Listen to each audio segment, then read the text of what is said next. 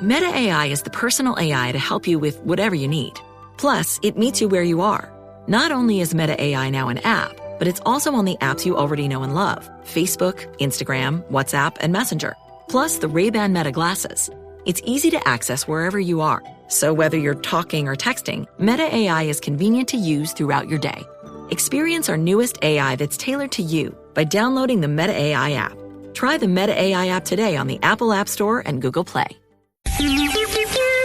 It's the 77 WABC News Hour. Talking the news with Noam Laden. All the news you need to know with Joe Nolan, traffic, Justin Ellick, sports. And now, Talking the news with Noam on 77 WABC. Yes, that's me, 5 o'clock. Good morning. It is Tuesday, June 17th. Your forecast from the 77 WABC Weather Center. Could see a passing shower this morning, then some peaks of sunshine this afternoon, high 71. Tonight and overnight, some showers, low 66. And then Wednesday, rain, but warmer, high 83. If you're walking out the door with us right now, it's 62 and cloudy in Oyster Bay out on Long Island, 62 and cloudy in Clark over in New Jersey, and it's 61 and misty right outside our Midtown studios. The top 5 at 5. The New York Times tries to take down a candidate for mayor. Bob Menendez will move into a prison cell today. A bloody scene inside a Manhattan courthouse. Mayor Adams tries to explain why he gave an interview to a hateful streamer. And is the punishment too harsh for some New Jersey high school seniors who pulled off a prank? All right, let's get into it at 5:01. Former New Jersey Senator Bob Menendez will report to federal prison this morning, begin 11-year prison sentence after being convicted on bribery and corruption charges. Last week, the U.S. Court of Appeals denied his latest bid to remain free on bail. Menendez became the first U.S. senator to be convicted of acting as an agent of a foreign government. A federal judge sentenced him for taking bribes of gold bars, luxury car, hundreds of thousands of dollars in cash, and acting as an agent for Egypt while he served as chairman of the Senate Foreign Relations Committee. Out in New Jersey for months now, lots of voters who at one point supported the senator are happy that he's going to prison today. He was a good senator, but, you sort of can't take money where you're a politician. This is the second time with this guy. This guy just doesn't know how to quit. Yeah, tough luck. I think he's been a good senator for New Jersey, but I think his time is over. All right, so two others who were involved in this, well, three others in all, actually. One whose fingerprints were found on cash-stuffed envelopes given to Menendez received a 7-year prison sentence, while Hannah, who was linked to some of the gold bars found in Menendez's home, received an 8-year prison sentence. The 71-year-old Menendez was assigned to the Schuylkill, which is a medium-security prison in Minersville, Pennsylvania. Of course, his wife, she's awaiting sentencing. She was found guilty of taking bribes as well. So Menendez's initial report date was delayed so he could attend his stepdaughter's wedding in Massachusetts last weekend. But this morning, maybe even at this hour, he might be listening to us, on his way to prison in Pennsylvania. 5:02, New York City Democratic mayoral candidates crisscrossing each other as early voting got underway over the weekend. More than 100,000 people cast ballots first couple days. Several candidates working together to strategize how to defeat Andrew Cuomo through ranked choice voting. Of course, he's been the front runner in the polls for a while now. It's like a 50-50. I might go with Cuomo, but then Zoran on the other side. I feel like he's younger, so he will understand the younger people's side of view to it. I feel very comfortable in my choice, and I do not believe in the vision that Mamdani has, so it was very easy for me not to vote for Mamdani. So there were some voters out yesterday. So Zoran Mamdani has now cross-endorsed another candidate in his bid to win this race. In this case, it's Michael Blake in an attempt to combine support in ranked choice voting. Mamdani made his first cross-endorsement over the weekend, throwing his support behind Brad Lander. Now, in the polls, it's been Andrew Cuomo, Mamdani, and then Lander. So as we head to the June 24th primary, which is next Tuesday, 7 days from now, we've seen some of these endorsements come out, and the New York Times came out with this weird endorsement yesterday. It's all over the place. So they suggested voting for City Comptroller Brad Lander for mayor, but it wasn't like a full-on endorsement. They say, I've got the integrity and the responsibility to do the job. Okay, so that was Brad Lander who took that endorsement, but the newspaper noted former Governor Andrew Cuomo, whose first place in the polls, was forced to resign over serious ethics violations. And then they said 34-year-old Queens Assemblyman Zohran Mamdani, who's in second place, is thin on experience. So while the Times isn't directly endorsing any of the 11 Democratic candidates, it suggested that Lander, who is polling third, would make a good alternative because there's so much wrong with the front-runners in the race. When a disgraced former governor questions whether or not we can lead this city, I look at our campaign and I know the answer. Yeah, that was Mamdani yesterday. Mamdani's talking to a different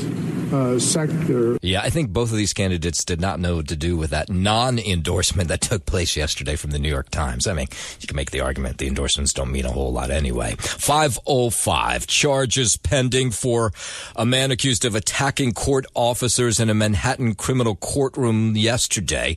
Court officers were attacked. They were scanning people going through the metal detectors. This is at 100 Center Street. And that's when this guy went on the attack. One of the attorneys who was in line, his name is Charles Miller, he saw this all take place. There's a center desk in the middle of the lobby area that you could see visibly blood that was on top of the desk. I've been coming here for over 20 years. I've never seen an incident of that nature towards a court officer's staff. Yeah, this was intense yesterday. One of the officers had cuts to his face. The other had cuts to his neck. A third court officer was injured when this creep allegedly threw him into the barriers as he ran into the lobby. The court officers were taken to the hospital. I mean, the good news is they're all in stable condition. The motive for the attack, that's really unclear at this hour. 5:06, tired of that abandoned car in your neighborhood? The NYPD now going after quality of life issues. New York City Police Commissioner Jessica Tisch says the program to crack down on quality of life crimes will expand to all precincts this summer. The abandoned car that hasn't moved in a month, the scooters flying down the sidewalk, the noise that keeps them up at night, the tent that's been pitched outside their building. The 2-month pilot program involving a new quality of life division has resulted in 6,100 summonses and 357 arrests. It is now expanding to every precinct in the city. I'm Lisa Ritchie for 77 WABC News. WABC News Time 5:08. President Trump, as we told you yesterday, ordering ICE to ratchet up the number of raids in Democratic cities, including New York City. Mayor Adams responding to this yesterday. We are not going to collaborate with civil enforcement, and we're going to encourage people to not live in fear and go on with their lives. But Mayor Adams says the city will work with ICE with criminal matters. On Sunday, Trump announced he's directing his administration to use every resource possible in mass deportation efforts. He mentioned New York City, L.A., Chicago. We do not in any way collaborate with civil enforcement.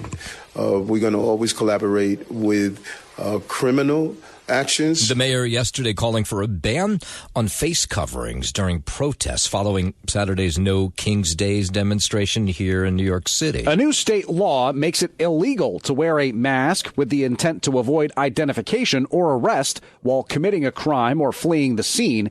Adams telling New York One the law doesn't go far enough to discourage disorderly conduct from people hiding their faces during demonstrations. And Adams says there were a number of outside agitators at the No King's Day protests who wore masks Saturday. James Flippin for 77 WABC News. Let's go up to Alberta, Canada. That's where the G7 summit was yesterday. The president left early. The White House said he did so to monitor the war between Iran and Israel. But before he did, he says the U.S. had signed a trade deal with the United Kingdom. We just signed it, and it's done. And so we have our trade agreement. The president made the announcement with UK Prime Minister Starmer at the G7 summit up in Canada. A very good day for both of our countries, a real sign of strength. So thank you again, Donald, a really important day for both of us. Great people.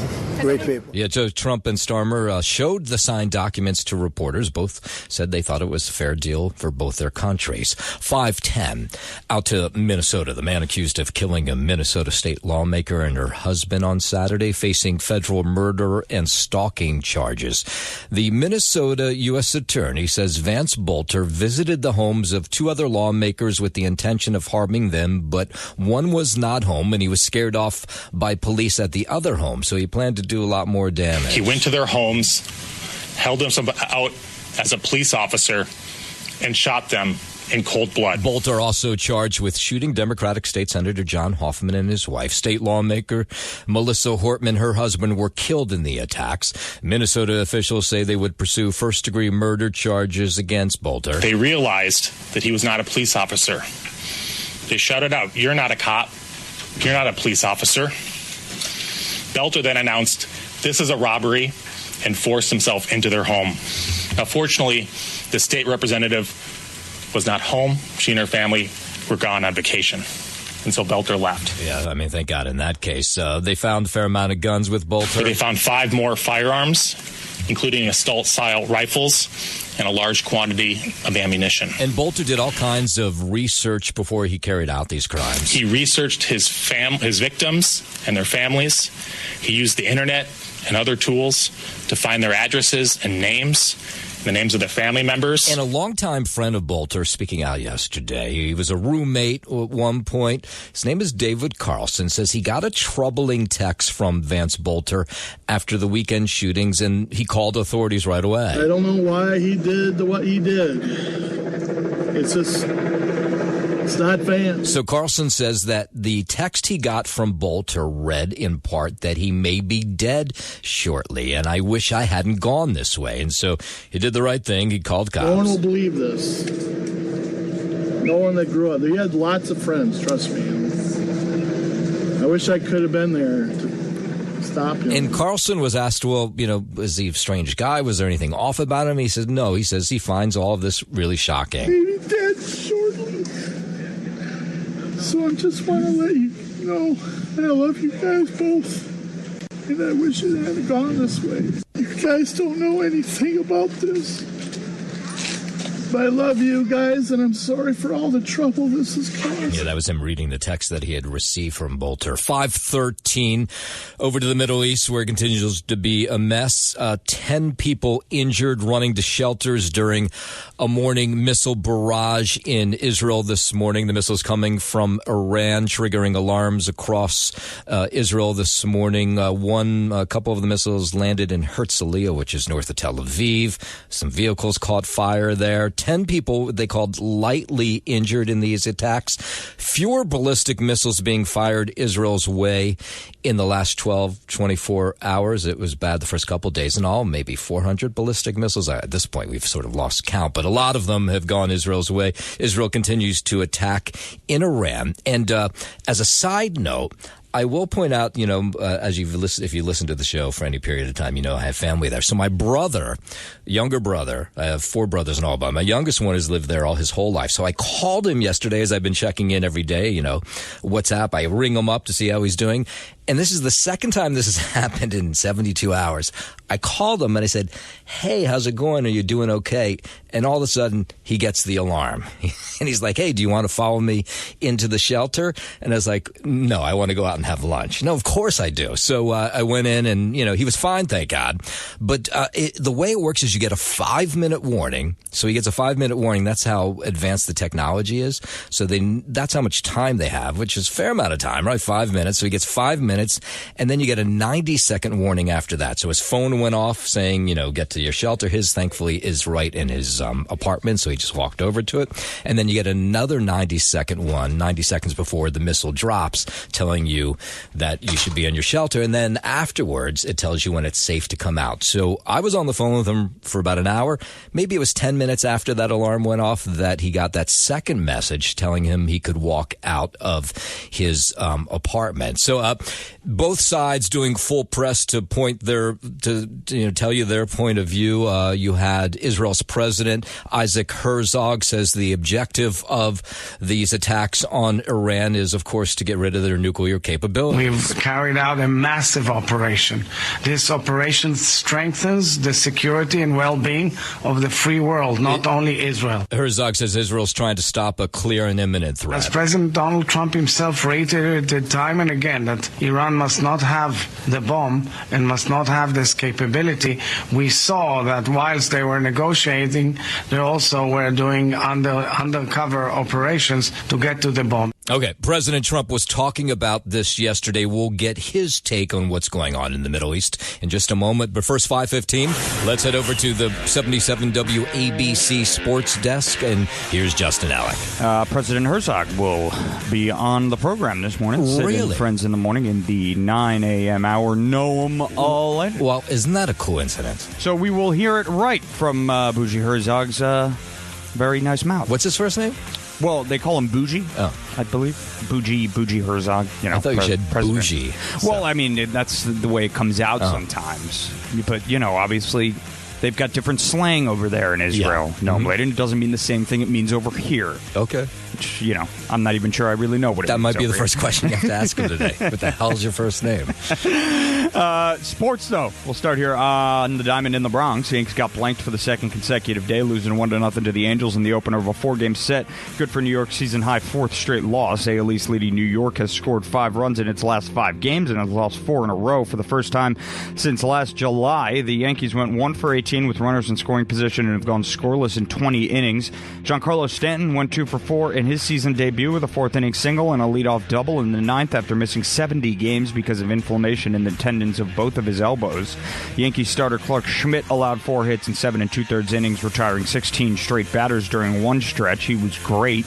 Up next for the Yankees, Will Warren will get the start in what will be a 7:05 p.m. first pitch from the Bronx for tonight's Game 2 of 4 against the Angels. And as for the Mets, they'll open a 6-game road trip tonight in Atlanta after an off day yesterday. The lefty David Peterson will get the start for New York in what will be a 7:15 p.m. first pitch against the Braves. To the NBA, last night your final from OKC, the Thunder beating the Pacers 120-109 in Game 5 of the NBA Finals. So OKC now leads that series 3-2. Indiana's backs up against the wall. And looking ahead to the ice tonight, 8 p.m. puck drop between the Oilers and the Panthers.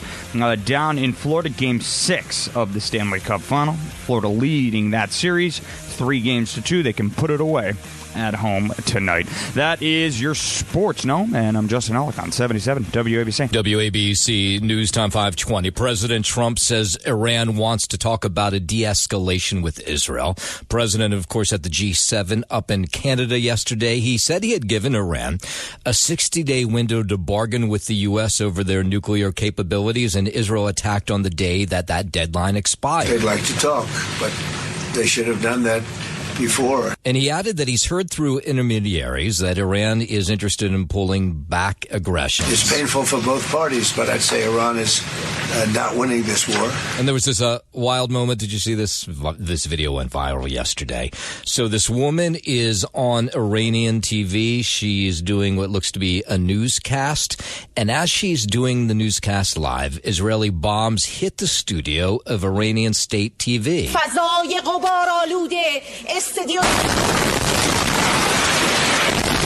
Yeah.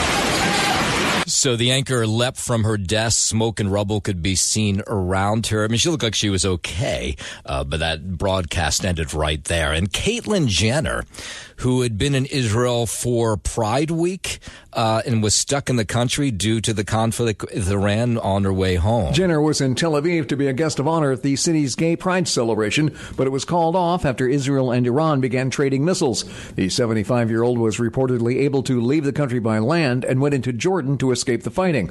In a post on X, Jenner said, "What an amazing way to celebrate Shabbat. We will win," and thank the people of Israel for their help.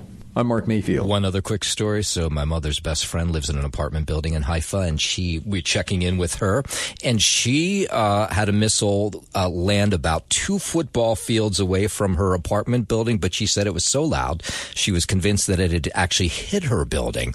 But when she stood back up, came out of her shelter, she said a whole bunch of things had fallen off the kitchen table and broken. And then when she looked to one of her apartment windows, it had broken from the force of this bomb that had landed about 2 football fields away. Thankfully, nobody where that missile hit was hurt. 522. President Trump thinks Russia should be part of the current G7 summit in Canada. While speaking about trade, Trump said former President Obama worked to kick Russia out. It used to be the G8. They threw Russia out, which I claimed was a very big mistake. He said there would be no war in Ukraine if Russia was still in the group. The president also talked about trade, saying his primary focus will be on working through tariffs with Canada during the current meeting. The G7 used to be the G8. Barack Obama and a person named Trudeau didn't want to have Russia in, and I would say that was a mistake, because I think you wouldn't have a war right now if you had Russia in. We're going to see if we can get to the bottom of it today. I'm a tariff person. I've always been a tariff. It's simple, it's easy, it's precise. And as we told you, the president left that summit early to monitor the war in the Middle East. 523, a federal judge ruling against the Trump administration's cuts to the National Institutes of Health grants. Reagan-appointed Judge William Young declared the cuts illegal and void and ordered many of the grants to be restored. He said the cuts represent racial discrimination and discrimination against America's LGBTQ community. Young added he would be blind not to call it out, and that's his duty to call it out. He said he has never seen government racial discrimination like this. An analysis published in JAMA last month found the Trump administration has terminated nearly $2 billion in grants in less than 40 days. I'm Mark Mayfield. WABC News Time 523. Let's head over to West Virginia. Flooding there, turning deadly yesterday. Correspondent George Solis is in Wheeling, West Virginia, where cars are submerged, homes are damaged, people being urged to stay off the roads yesterday. West Virginia's governor saying the top priority right now is to find anyone that is missing and to bring them back to safety as quickly as possible. Now, unfortunately, more rain does appear to be in the forecast, which could complicate search rescues that are set to begin a little bit later today. Governor Patrick Morrisey telling Fox that at least 6 dead, a 3-year-old among the victims, 2 people missing. Most of the effects were felt in the northern and central regions of West Virginia. The community is rallying behind anyone that is impacted. Apart from tetanus shots, they're also giving away bottled water and food. A number of businesses in the area are also going to have a lengthy cleanup, as many roadways are covered in pretty thick mud right now. According to officials, they haven't seen flooding like this in several years. Their priority right now is getting things cleaned up as quickly as possible, getting power restored in areas where the power did go out, and again, finding anyone that was impacted and bringing them back to safety. Yeah, and that search continues today. WABC News Time 525. The Trump Organization is entering the phone market now with a $500 Trump mobile device. Donald Trump Jr. phoned in to Sid and Friends in the morning here on 77 WABC Radio with the news. He said data will be kept in the U.S. By keeping that data in the United States, by keeping it with people that we trust, I think that's a huge aspect about protecting our data, our information, our integrity, with some of the strictest governance policies, out there. He says the organization hopes the new service will rival providers like T-Mobile, Verizon, and AT&T. A smartphone called T1 will launch in September. Lisa G., 77 WABC News. WABC News Time 525. Purdue Pharma entering a $7.4 billion settlement now with 55 U.S. states and territories. The states and territories accuse the company behind OxyContin of fueling the nationwide opioid crisis by aggressively marketing its products. The settlement will also end the Sackler family's ownership of Purdue Pharma. Money from the settlement will go to state and local governments, individuals, and Native American tribes. Since 1999, there have been more than 850,000 opioid-related overdose deaths in the U.S., according to the CDC. I'm Matt Mattinson. And a doctor charged in connection with Matthew Perry's death, agreeing now to plead guilty. The Department of Justice says Dr. Salvador Plasencia will plead guilty to 4 counts of distribution of ketamine in the coming weeks. He could get up to 40 years in prison. Another doctor, Mark Chavez, pleaded guilty to distributing ketamine in October of 2024. He'll be sentenced in December. 54-year-old Perry died from a ketamine overdose at his home in October of 23. I'm Tammy Trujillo. It's the 77 WABC News Hour. Talking the news with Noam Laden. All the news you need to know with Joe Nolan, traffic, Justin Ellick, sports. And now, Talking the news with Noam on 77 WABC. Yes, that's me, 5:35. Good morning. It is Tuesday, June 17th. Your forecast from the 77 WABC Weather Center. Could see a passing shower this morning, then some peaks of sunshine this afternoon. High 71. Tonight and overnight, some showers, low 66. And then Wednesday, more rain, but it's going to be warmer, high 83.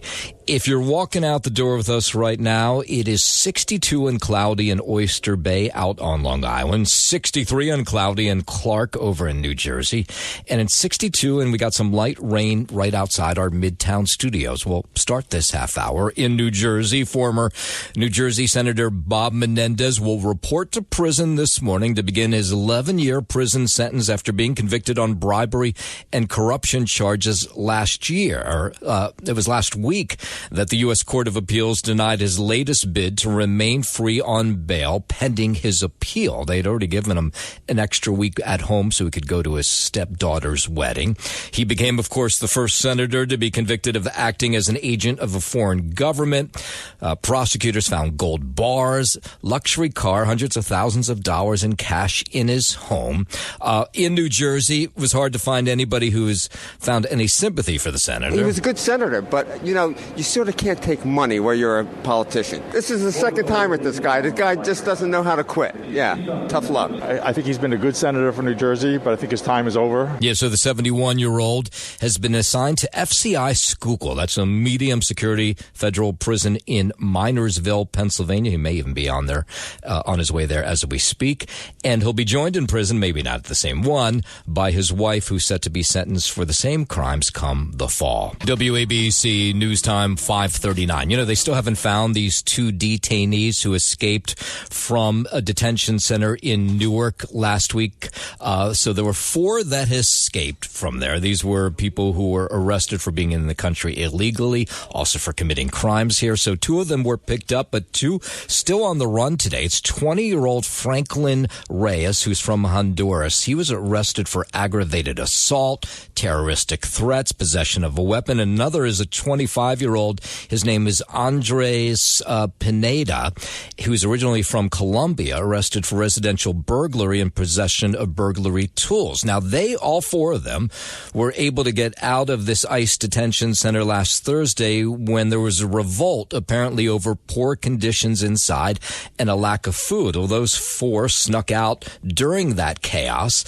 There have been protesters outside this detention center almost every single day who are demanding that the conditions be better and that some of the people inside be released. We're out here to make sure that ICE and Geo Group knows that we're watching and we are keeping track of what they're doing to the members of our community. Now, there were some people, family members, who say some of those people inside were being starved in retaliation for the crimes that they have committed. We haven't been able to confirm any of that, but those 2 detainees on the run still this morning, and now there's they've upped the reward from $10,000 to $25,000 for any information that leads to their arrest. Back here in the city, the heated Democratic mayoral primary race has entered its final weeks with attack ads and a surprise takedown of one of the candidates by the New York Times editorial board. The board decided not to endorse anyone in the primary this year, but they did give a blistering non-endorsement to Zohran Mamdani. They wrote, "We do not believe that Mr. Mamdani deserves a spot on New Yorkers' ballots. His experience is too thin, and his agenda reads like a turbocharged version of Bill de Blasio's dismaying run as mayor." So they don't want him to be mayor. They didn't choose anybody, really. Who they do want want, but they know they don't want Mamdani. So Mamdani, of course, has been crisscrossing the city in this final week ahead of primary Tuesday, and he downplayed that I guess, non-endorsement by the New York Times. These are the opinions of about a dozen New Yorkers, and a democracy will be decided by close to 1 million New Yorkers. They certainly have the right to their opinions, and New Yorkers have the right to their votes. Yeah, you can make the argument that these endorsements don't carry a lot of weight, but the candidates have to respond. And here was Andrew Cuomo responding to the takedown of Mamdani by the New York Times. So experience, competence, knowing how to do the job, knowing how to deal with Trump, knowing how to deal with Washington, knowing how to deal with the state legislature. These are basics. And I believe in on-the-job training, but not as mayor of New York. Now, what was funny is, of course, as he's slamming Mamdani, of course, the Times did not endorse Andrew Cuomo because they said he was ethically challenged. And then you wonder why the city's not run well. Because we haven't had a qualified, competent mayor who knew how to manage the city. All right, so early voting, it ends on Sunday. Of course, the primary is 7 days from today, next Tuesday. Out to Long Island at 5:42. A Long Island community just grieving and in shock following the drunken Father's Day crash that left a high schooler dead, half a dozen others hurt. East Hampton police say 18-year-old Luis Fuertes was driving the group in a Toyota Camry. This was Old Stone Highway on Sunday night when he lost control, flipped the car, sending it into a tree. His family does want to say that they are extremely sorry to the person that lost their life. Everyone is devastated. This is an absolute tragedy. 2 passengers were extricated, including a 19-year-old who was pronounced dead at the scene, an 18-year-old seriously injured, 2 other teens, 15 to 19, expected to be okay. Fuertes now facing DWI and other charges with his bail set at $400,000. Grief counselors will be at the school today at East Hampton High. Today happens just to be the last day of classes. 5:43, while we're out on Long Island, a Mineola man arrested for allegedly causing thousands of dollars in damage at a local church. This happened at the Corpus Christi Church on Garfield Avenue. This was Sunday night. This guy comes in. His name is Aldo Hernandez. He enters the church, becomes irate, and then starts smashing the statues inside. Some of the Spanish congregation, not knowing whether he had a gun, a knife, or a bomb, subdued him. Yeah, they tackled him, held him until police arrived, but he had already done a ton of damage. $10,000 worth of damage to statues of Jesus and the Virgin Mary. Hernandez facing criminal mischief, second degree. He screamed out as he was smashing the statues, said, "This is a false religion and not God." Now, he's never been in trouble before, so he wasn't on the police radar. I was horrified. This is terrible. I was like, incredible. I was like, why would anybody want to do that? Yeah, so it's not clear what the motive was, but he's been released with no bail or electronic monitoring bracelet, mostly, I guess, because he's never been in trouble before. We don't idolize the statues. They represent our faith. I'm just saddened, because, we just restored the statue. Well, I don't know how many, I think it was maybe a few years back. Because the statue is very old. It's like 109 years old. We have to be able to accept that hostility, as the early Christians did. The judge ordered Hernandez to stay away from the church until his date in court. 5:45. Let's head over to the 77 WABC Sports Desk, and here's Justin Ellick. Thank you, Noah Maladen. We'll start here on the diamond in the Bronx. The Yankees got blanked for the second consecutive day, losing 1-0 to the Angels in the opener of a 4-game set. Good for New York, season-high 4th straight loss. AL East leading New York has scored 5 runs in its last 5 games and has lost 4 in a row for the first time since last July. The Yankees went 1 for 18 with runners in scoring position and have gone scoreless in 20 innings. Giancarlo Stanton went 2 for 4 in his season debut with a 4th inning single and a leadoff double in the 9th after missing 70 games because of inflammation in the tendons of both of his elbows. Yankees starter Clark Schmidt allowed 4 hits in 7 2/3 innings, retiring 16 straight batters during one stretch. Up next for the Yankees, Will Warren will get the start in what will be a 7:05 p.m. first pitch from the Bronx for tonight's game 2 of 4 against the Angels. As for the Mets, they'll open a 6-game road trip tonight in Atlanta after an off day yesterday. The lefty David Peterson will get the start for New York in what will be a 7:15 p.m. first pitch against the Braves. Their final from OKC last night on the NBA hardwood. The Thunder beating the Pacers 120-109 in Game 5 of the NBA Finals. So OKC now leads that series 3-2, and Indiana's backs are up against the wall there. And we're looking ahead to an 8 p.m. puck drop tonight in the NHL for Stanley Cup Final Game 6 between the Oilers and the Panthers down in Florida. Panthers leading that series 3-2, and they can put away action tonight and take control of that Stanley Cup once again. That is your Sports Know, man. I'm Justin Ellick on 77 WABC. WABC News Time 5:49. Let's head over to Newark, New Jersey. So a woman there's a dog breeder. She breeds Pomeranian dogs, and she then, puts them up for sale. So a guy comes over. He says, I want to see one of the Pomeranian puppies. She hands the Pomeranian puppy to this guy. He says, do you mind if I hand it to my kid in the car? So she says, okay, and then proceeds to get into the car, and he drives away with the puppy. And I was walking, he's like, oh, I like your dog. Can I see it up close? And I'm like, okay, sure. I thought it was a potential buyer. That's Isabel Borges, who told police she and her 2 children were walking some of the dogs when this guy who was coming to see the dogs pulled up. She says she thought he just wanted to see the dog up close. She was shocked when he drove away. And he was like, yeah, sure. Let me just call my wife. And as I thought that he was like with the puppy already inside the car, he gave it to his son that was in the passenger seat. As I turned my back, he left with the puppy inside the car. Now, they do have a pretty good picture of him. He drove away in a silver Mercedes SUV. He has a distinctive gold tooth in the front of his mouth. I imagine it's just a matter of time till they find him. But in the meantime, Borges says this dog, which is a puppy, needs its nutrition. She wants to make sure it's being taken well care of. Give him how does he sleep, his routine and everything, the vitamins that he needs to take. He doesn't know anything about that. That is what worries me more. Yeah, she says she sells those Pomeranian pups for $2,000 a piece. Yikes. A 13-year-old boy with autism left with a broken jaw after 3 teenagers punched, kicked, and robbed him. This was all because someone wanted to steal his sneakers. This attack took place in the Bronx. His mother's outraged, demanding justice. 13-year-old son was coming home from school when a group of teenagers surrounded him, started punching and kicking him. This is at the corner of 134th Street and St. Nicholas Avenue. They took his Yeezys. Those are the Kanye West sneakers. His jaw broken 2 places. He has a metal plate in his mouth. It could be permanent. His mother says he's now scared to go outside at all. Yes, he is. I got to go with him. At first, he would love to go outside by himself, but now he don't even go out with his sisters. He'll go with somebody.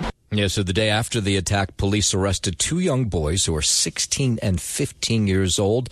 The mother said the violent teens recorded the assault and then posted it on social media, which is what led to their arrest. Oh, thank God they were dopes. Jeez. 5:51. All staff members who were laid off from the 9/11 health care program have been rehired now. John Fiel, who is just a great guy, by the way, is a longtime advocate for 9/11 victims, says everyone who was brought back now means that he and 9/11 advocates who have been fighting to get legislation passed to get more money for the program means maybe that'll take place. About 41,000 have a certified 9/11 related cancer. So while the jobs are restored, we have to get legislation passed. Now, Fiel and with 9/11 other advocates in Washington this week, they're going to push for the passage of legislation that would put more money into the program. This is the program that takes care of people who've gotten sick since the 9/11 attacks, who were working downtown after the attacks in 2001. And if we do not get it done by 2027, those who are in the program will continue to get treatment until 2090. Those who get sick will no longer be able to get into the program. Back in 2015, there were 76,000 people in the program. Now there's 140,000 people. And because of medical inflation, nobody took into account that so many people would get sicker. Yeah, I mean, the sad part is they have to continue to fight for this money that should be due these people who worked downtown and got sick after the 9/11 attacks. 5:52. NYPD going to be doing a citywide expansion of a crackdown on quality of life crimes. Mayor Adams says a 2-month pilot program involves a new quality of life division in a handful of precincts and has resulted in 6,100 tickets being handed out, 357 arrests. When you look at the vending, the substance abuse, abandoned vehicles, illegal mopeds, all of these items play into the feeling of being unsafe. Police say the pilot program involves quality of life police teams at every precinct, public housing command starting in mid-July. Police Commissioner Jessica Tisch says the program to crack down on quality of life crimes will expand all across the city this summer. The abandoned car that hasn't moved in a month, the scooters flying down the sidewalk, the noise that keeps them up at night, the tent that's been pitched outside their building. Yeah, so all of that apparently in the coming months will be helped out or taken care of on part by City Hall and the NYPD. 5:54. Mayor Adams, remember he sat down over the weekend with this hateful influencer, Sneeko? This is a guy, a streamer. Got into Gracie Mansion over the weekend, did an interview with the mayor. Sneeko has made all kinds of anti-Semitic comments in the past. In fact, his commentary is considered so hateful that a gaming website, do you know the gaming website Twitch, which kind of lets almost anybody on, they kicked him off the site, so off the platform. So anyway, somehow Sneeko got into Gracie Mansion over the weekend and got a sit-down interview with Mayor Adams. Now, Mayor Adams now claims he did not know who Sneeko was. So here was his explanation yesterday. From time to time, I enjoy smoking a cigar. I like doing it with my son. It was a pre-Father's Day smoke on Saturday where people came over to see me. They came over and they sat down. They joined us on the back porch of my home, Gracie Mansion. And one of the people invited a streamer in. I don't know the young man. I'm not familiar with his streaming at all. And he says, I would like to interview you and talk about some of the issues of the day. And that's what we did. Yeah. So why would you give an interview to somebody who you don't know? But okay. So he then says maybe it's just a matter of vetting people better before they're allowed into Gracie Mansion. His stance on Jews and other issues, everyone knows my position. I've been extremely strong on hating the city of any kind, not only for Jewish residents. I fought against Islamophobia, anti-Sikhism, anti-LGBTQ plus criticism. And so I wish I would have known his stances, because I would love to have engaged in a conversation with him on that. Yeah, so he says he did not know who Sneeko was, and he wish he had. And we'll end with this story. A senior prank. We told you about this in last week at South River High School in New Jersey. These seniors broke in and they put toilet paper up. They didn't really break anything, but they broke into the school. And so now they are facing a pretty harsh punishment from the school. They were told that if they want to take part in graduation this week, they'd have to agree to the following terms: 5 hours of community service, they'd have to pay a $150 fine, and they'd have to forego the senior barbecue and something called the senior clap out. Well, here were some high schoolers responding to that yesterday, some who were busted in the senior prank. Clap out isn't just about us. We've known all of the teachers and all of the people since we were in kindergarten. So it's really punishing everyone else around us, too. One of the moms of the teens caught thinks the punishment's too rough. I think it's too much. I think, again, the community service would have been sufficient. Maybe even the fine if they can show us that there was damages, that they did have to pay for something. I'm not saying this is a get-out-of-jail-free card, but they're children. We need to show a little bit of grace. There was a Board of Ed meeting last night where they discussed this punishment. No decision made, though. We did like saran wrap on chairs and toilet paper. It was all harmless. Nothing was damaged. Nothing was broken. Yeah, but so far they say they'll have to abide by those rules if they want to walk in graduation. Thanks for listening to the News Hour with Noam Laden. You can hear the News Hour with Noam Laden weekday mornings at 5 on 77 WABC. If you like the podcast, share it with your friends and listen anytime at WABCRadio.com and download the WABC Radio app. Hit that subscribe button on all major podcast platforms. Plus, follow WABC on social, on Instagram, TikTok, Facebook, and X. See you next time for a new episode, so you never have to wonder. What the heck is going on here? Roger Stone here for Colonial Metals Group. Pay attention, because China is leading the largest anti-American alliance since World War II. One that's already dumped U.S. bonds, grabbed 43 million acres of our farmland, and is plotting to dethrone the dollar. That's why IRA and 401k savers are protecting their savings with gold. Go to freegoldguide.com/stone or call 800-747-6589 for your free gold guide on how to protect your wealth with gold, and it's 100% tax-free.